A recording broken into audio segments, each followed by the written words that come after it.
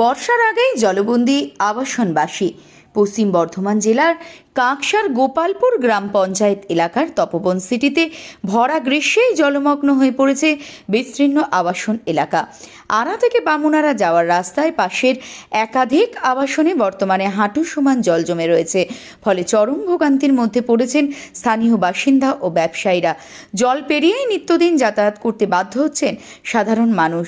স্থানীয়দের অভিযোগ, বর্ষার জলের জন্য নয়, এখানে জমি ভরাট হচ্ছে, সেই জল ইলিগাল ভাবে যে জলাভূমি ভরাট হচ্ছে, দীর্ঘদিন ধরে হচ্ছে, সেখান থেকে হচ্ছে।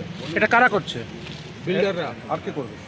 বিল্ডার কেউ কোনো বিল্ডার, অজিত বিল্ডার না কি নাম বললো, অজিত বিল্ডার কনস্ট্রাকশন করছে, পুরনো ডোবাকে বন্ধ করে বিল্ডিং কনস্ট্রাকশন তৈরি করছে, যার জন্য জলটা আজকে মানে আমাদের গাড়ি নষ্ট, এটা মানে অবস্থা খারাপ। আপনারা কি জানিয়েছেন প্রশাসনকে এই বিষয়ে? পঞ্চায়েতকে জানিয়েছি, পঞ্চায়েত বলছে আমাদের কিছু করার নেই, আমাদের সরকার পাল্টে গেছে, আমাদের হাতে কিছু নেই। পুলিশকে জানানো হলো, পুলিশ বলছে এটা আমাদের ম্যাটার নয়, আমরা কিছু করতে পারবো না, এটা সিভিল ম্যাটার। এখানে লোকাল কাউন্সিলরকে বলা হয়েছে, আমাদের চন্দ্রশেখরকেও বলা হয়েছে, এখনো কেউ আসেনি, বলছে যে আসছে।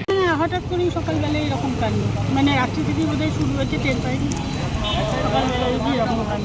পরিস্থিতি এতটাই খারাপ যে বহু বাড়ি ও দোকানের সামনে জল জমে রয়েছে। কোথাও কোথাও দোকানের ভিতরেও জল ঢুকে পড়েছে বলে অভিযোগ।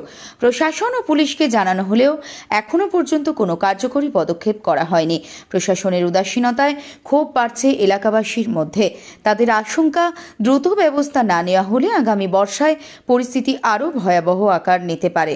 কাঁকসা থেকে নিজস্ব প্রতিবেদন, সারা বাংলা দর্পণ।